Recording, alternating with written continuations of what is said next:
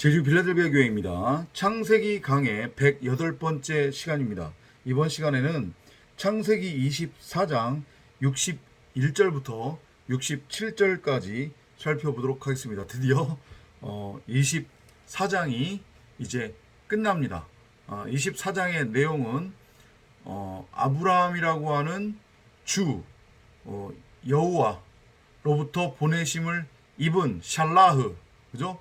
그 나이든 종으로서의 예수, 말씀, 그 성령이 보내심을 입고 땅으로 이제 보내지는 거죠. 그죠? 메소포타미아, 애굽으로 보내지는 거예요.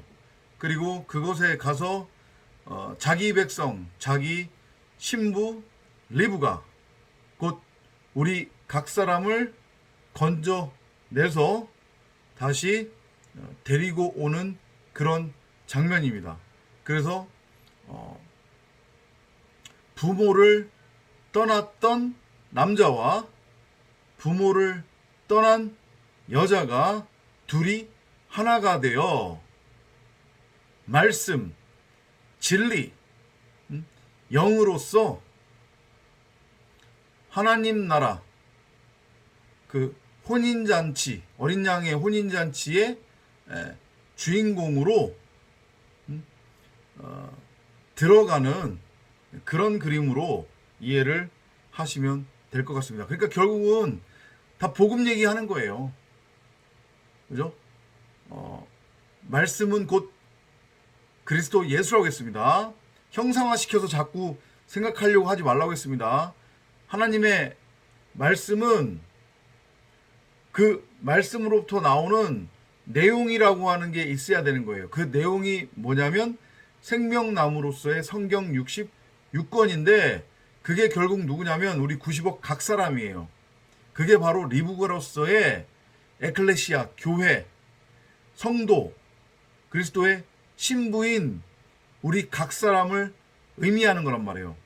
그러니까 당연히 그리스도는 말씀이라고 했으니까 그 말씀을 머리로 하고 그 말씀이라고 하는 머리로부터 흘러나오는 그 내용물을 성경, 진리 66권으로 66권으로서 담게 되면 그건 곧 그 말씀이라고 하는 그리스도 예수라고 하는 머리에 몸인 거잖아요. 그죠? 율법의 몸이 아니라 그게 바로 신부라는 얘기인 거고 그게 바로 우리 각 사람이라는 거예요. 그 얘기를 지금 24장에서 내내 하고 있었습니다. 그리고 이제 마무리가 되고 있어요. 한번 살펴보도록 하겠습니다. 61절입니다. And Rebekah arose and her damsels and they rode upon the camels and followed the man and the servant took Rebekah and went his way. 이 리브가라고 하는 히브리어는 외양간이라고 하는 그런 의미도 있어요. 왜 하필이면 외양간인지 감이 오세요? 그죠? 그 진리로서의 예수를 형상화시켜서 설명할 때에 그 예수가 어디서 태어났어요? 마국간의 그 말 구유에서 태어났잖아요. 그죠? 그러니까 리브가가 이름의 의미가 뭐라고 했습니까? 외양간의 의미를 갖는다고 했죠. 그러니까 결국은 그 리브가가 육신의 예수, 율법의 예수라는 얘기예요. 그러니까 우리 각 사람이 율법의 예수로서 예수의 형상으로 태어났다는 얘기예요. 그렇게 이해를 하시면 되겠습니다. 리브가가 일어나서 그녀의 몸종들과 함께 낙타들을 타고 그 사람을 따르니 그 종이 리브가를 데리고 그의 길을 가더라. 리브가가 일어났다는 의미, 그죠? 이건 중요한 단어예요. 리브가가 일어났다. 이건 진리의 눈이 이제 떠졌다는 얘기예요. 율법에서 진리로 넘어간다고 하는 그런 메시지로 우리가 이해를 하시면 돼요. 그래서 그녀의 몸종들하고 함께 낙타들을 탔대요. 몸종은 결국은 리브가 그 자신을 의미하는 것으로도 그렇게 우리가 이해를 하면 되고요. 왜 하필이면 낙타를 탔느냐? 낙타가 의미하는 게 뭐라고 했어요? 율법이라고 그랬잖아요. 그죠? 그러니까 율법을 끌고 가야 되는 게 맞는 거예요. 왜냐하면 결국은 진리라고 하는 것, 그죠? 그것의 시작은 율법으로부터 시작되는 거니까. 다른 말로 하면 율법이 진리고 진리가 율법이잖아요. 그죠? 그리고 그 진리의 보다 더 큰 개념은 바로 사랑이에요. 그죠? 아가페 사랑이란 말이에요. 그러니까 진리보다 그 더 큰 개념이죠. 그죠? 그래서 예수가 뭐라고 해요? 십자가에 매달려 죽을 때 내가 다 이뤘다고 하죠. 근데 그게 뭐예요? 결국은 다 이뤘다고 하는 게 율법의 완성이잖아요. 그죠? 율법이 완성되는 거예요. 그것은 율법의 폐함을 의미하기도 하지만 온전한 완성이란 말이에요. 그 율법의 완성이라고 하는 결국은 뭐냐면 진리로서의 사랑을 의미하는 거잖아요. 그죠? 그러니까 그 율법의 내용으로 가야 되는 게 맞는 거예요. 그 낙타를 타고 가야 되는 게 맞는 거예요. 왜냐하면 리브가는 이제 진리가 무엇인지, 복음이 무엇인지, 사랑이 무엇인지를 알고 깨달았는데, 그러면 그 알고 깨달은 내용이 뭐예요?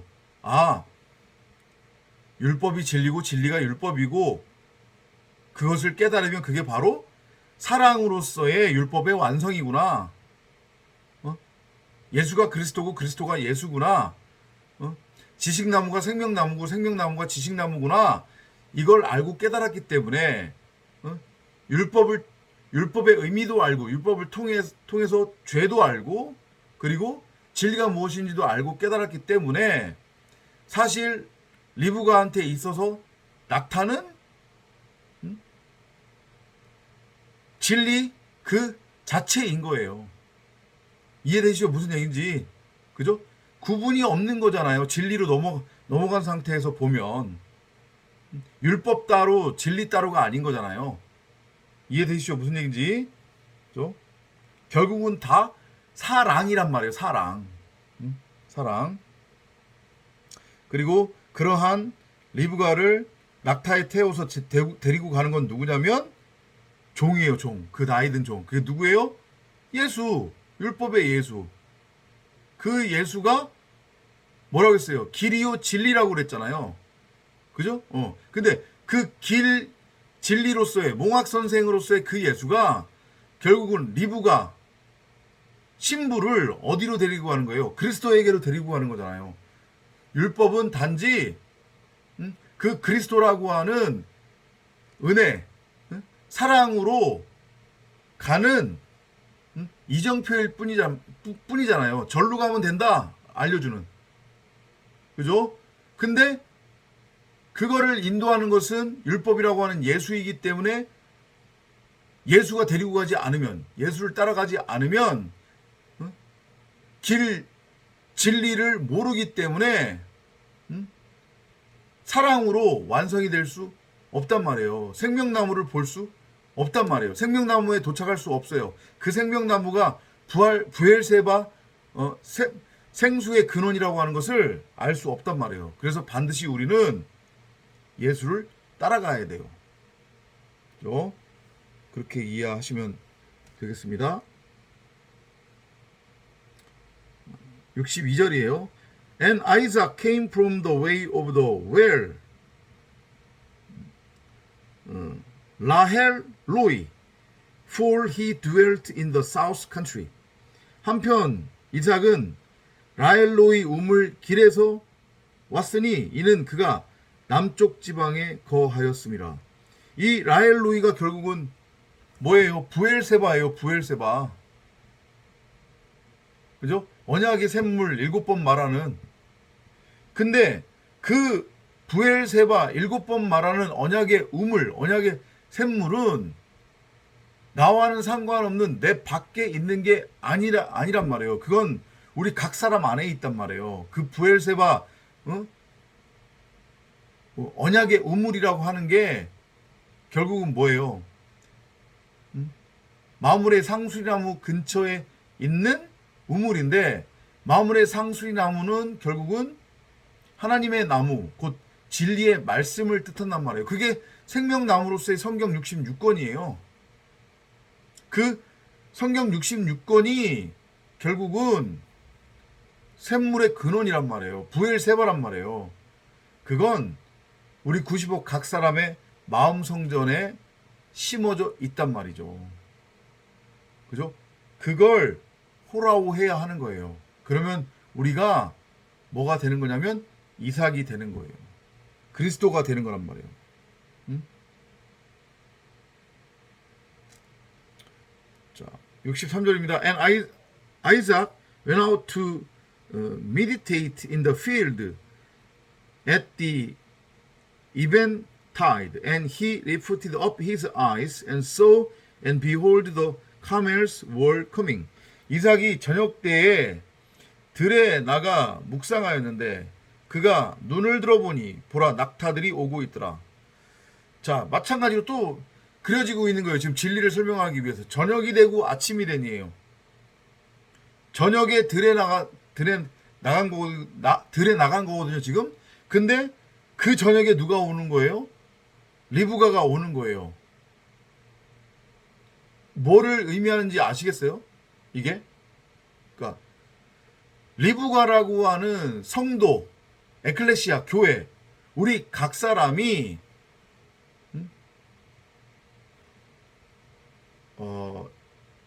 예수로서 예수와 함께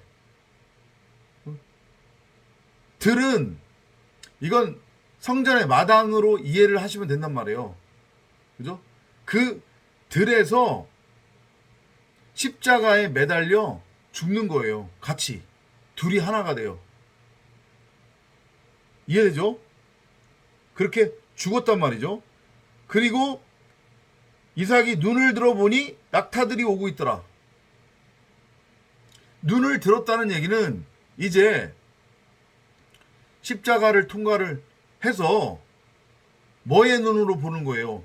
진리의 눈, 아가페 사랑의 눈, 하나님의 눈으로 바라보는 거예요.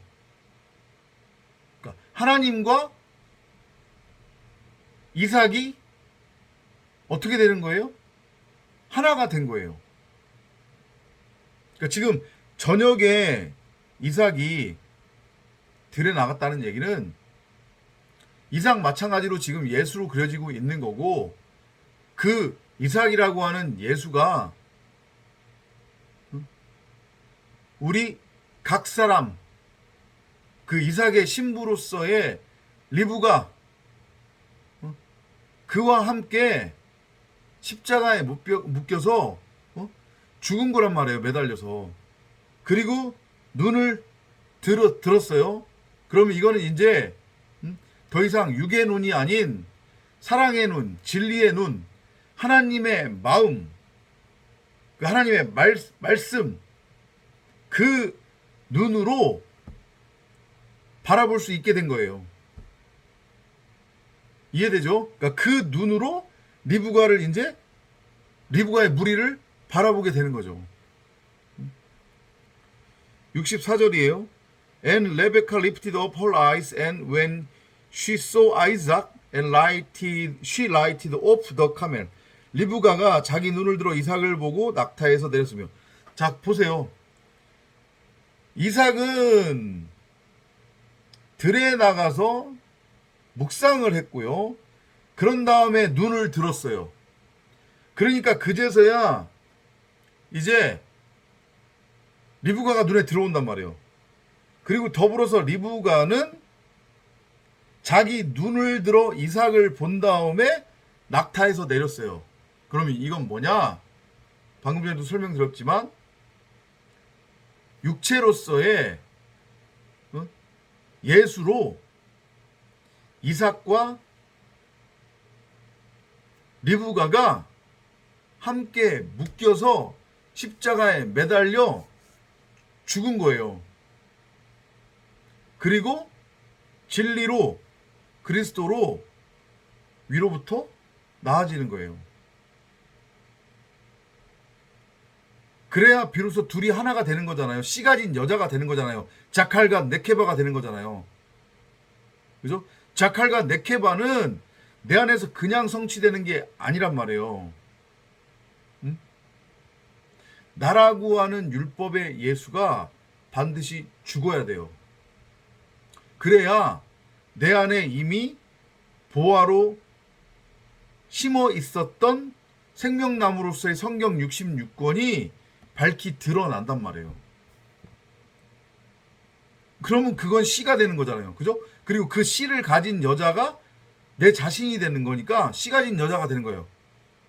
내 안에 심어져 있는 생명나무는 자칼, 남편이 되는 거고 그리스도, 그리고 그걸 알아먹은 나는 네케바, 신부가 되는 거예요. 그래서 신랑과 신부가 하나가 됐죠. 내가 네 안에, 네가 내 안에. 그게 성취가 된 거잖아요. 남자와 여자가 한 몸을 이룬 거예요. 그게 뭐예요? 바로 그리스도의 형상, 그리스도 그 자체, 말씀, 진리, 씨 가진 여자, 자칼과 네케바. 어린 양의 혼인잔치가 성취가 되는 거예요. 그렇게 되면 그게 바로 가나안 입성이에요. 가나안이란 말이에요. 가나안의 상태가 된 거란 말이에요. 그게. 이해되시죠? 65절입니다. For she had said unto the servant, What man is this that walked in the field to meet us? And the servant had said, It is my master. Therefore she took a veil and covered herself. 그러니까 리브가가 낙타에서 내렸다고 하는 것의 의미 아주 중요한 겁니다. 그죠? 이제 율법과는 영원한 이별이에요.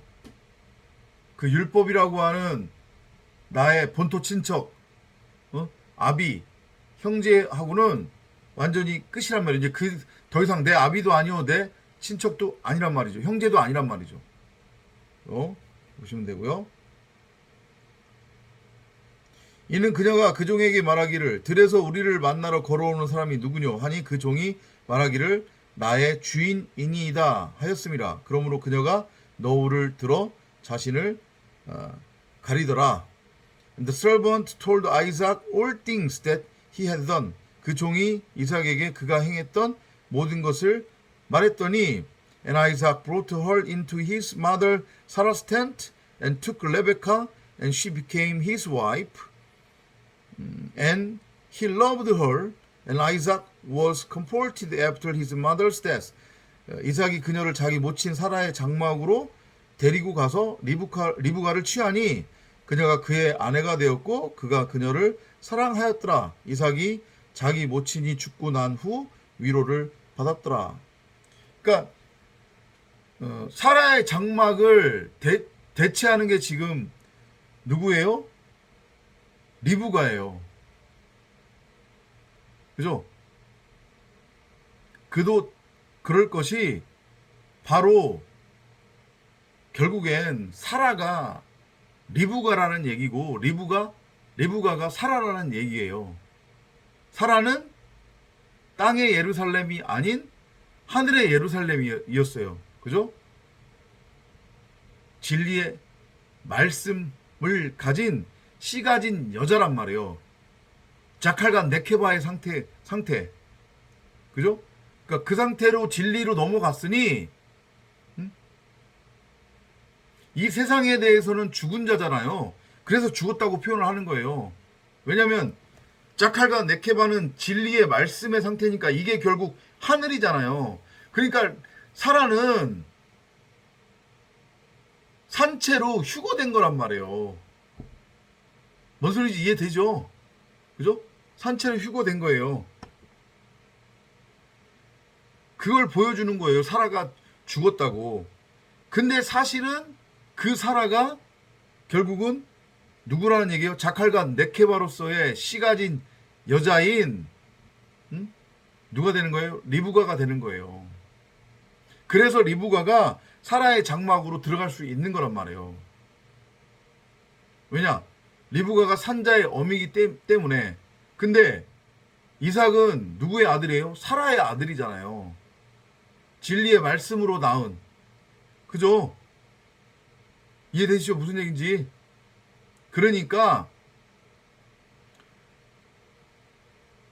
그 말씀과 하나, 그러니까 말씀이 내 안에 들어와 있는 상태. 그 정확하게는 내 안에 이미 심어져 있었던 그 생명나무를 성경 66권이라고 하는 진리로 내가 호라호하게 되면 내가 씨를 가진 여자의 상태가 된 거잖아요. 그죠? 그러면 그게 자칼과 네케바가 된 거예요. 그러면 그 씨 가진 여자라는 얘기는 곧 내가 나를 아들로 낳았다는 얘기예요. 이해되죠? 그러니까 지금 이 그림이 보여주는 게 뭐냐면 모든 게 아브라함에서부터 출발하잖아요. 그죠? 그러면 아브라함이 진리를 깨달으면 뭐가 된다는 얘기예요? 씨 가진 여자인 사라가 된다는 얘기고, 그러면 그게 결국은 뭐예요? 아브라함의 계통을 통해, 아브라함의 옆구리를 통해 누구를 낳는 거라는 것을 의미해요. 아들을 낳는 거라는 것을 의미한단 말이에요. 그래서 이삭이 나온 거예요. 이해되죠? 근데 사라는 지금 산자의 어미로서 산채로 들려진 걸로 표현이 되는 거잖아요, 지금. 사라 자체가 진리의 말씀인 거니까. 그러니까 더 이상 여기는 없는 거잖아요. 그죠? 여기는 없어요. 근데 그 사라를 모형적으로 계속해서 보여주기 위해 사라, 산자의 어미라고 하는 것은 바로 이런 존재야 라고 하는 것을 보여주기 위해 리브가를 대체해서 지금 등장시킨 거란 말이에요. 그러니까 결국은 리브가도 산자의 어미가 맞는 거예요. 지금 진리로 넘어왔으니까. 그리고 그 리브가가 누구를 낳은 거예요? 결국은 누구를 낳은 거나 마찬가지예요? 이삭을 낳은 거나 마찬가지인 거예요. 그러니까 내 안에서 진리가 드러나면 결국 뭐가 다 성취되는 거냐면 내가 진짜 남편 그리스도를 만나는 거고, 그리고 그 그리스도를 통해서 아들을 낳는 거란 말이에요. 근데 결국은 그 남편과 아들이 다 같은 존재인 거잖아요. 뭘로? 그리스도로. 이해되시죠? 그래서 이삭이 리브가를 자신의 엄마의 장막 안으로 데리고 들어간 거란 말이에요. 응? 거기서 리브가를 취했다고 그러잖아요, 지금. 그죠? 아니, 자기 장막으로 데리고 가야지 왜 사라 엄마의 장막으로 그녀를 데리고 가서 취하냔 말이에요. 개념 이해됐죠? 그녀가, 그러면 그 상태가 뭐냐면 제가 방금 전에 다 설명드렸잖아요. 조금 어려울 수 있는데, 그러면 이제 리브가가 이삭의 아내가 된 거고, 그리고 그가 그녀를 사랑하였더라. 이삭이 자기 모친이 죽고 난 후 위로를 받았더라. 그래서 이게 뭐예요? 가나안 혼인잔치. 그죠? 가나안에 입성을 한 거란 말이에요. 그러니까 이 지금 24절, 24절이 한다. 24장 1절부터 67절까지 그리고 있는 이 그림이 결국 우리의 이 땅에서의 삶인 거예요. 여호와께서 우리를 무드셀라의 해 동안, 120년의 해 동안 우리를 계속 뺑뺑이 돌려서 70일에 그죠? 뺑뺑이 돌려서 결국은 이렇게 가나안에 입성시키는, 그래서 산자의 어미로서 성전으로 세우는 그 과정이 우리 성도의 이 땅에서의 삶이다. 그게 창조의 과정이다. 이렇게 이해를 하시면 돼요. 근데 그때는 개인마다 각 천차만별이겠죠. 왜냐하면 여호와께서 각 사람한테 정해놓은 때가 다 다르기 때문에. 근데 반드시 성도라고 하면 이 창세기 24장에 이 여정을 반드시 겪어야 된다. 그렇게 우리가 이해를 하시면 될 것 같습니다. 다음 시간에 또 찾아뵙도록 하겠습니다. 안녕히 계십시오.